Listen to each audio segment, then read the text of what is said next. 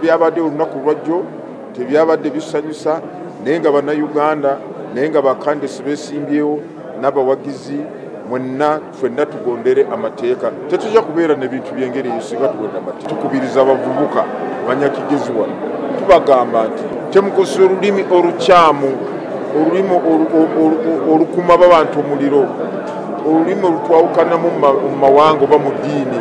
Ebyo byonna mu byewale.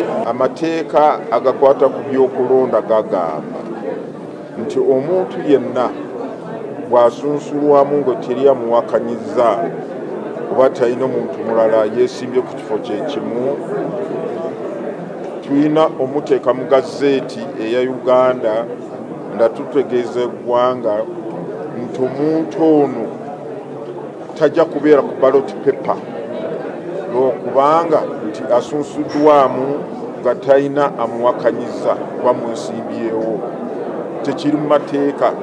Nolwekyo abo bonna abasunsulwa nga teri abawakanyiza, amateeka gatulagira tubateeke mu gazeeti, era mu biseera bitali byawala gazeeti egenda kufuluma, mulimu amaanyi ag'abantu abo. After sharing the final copy.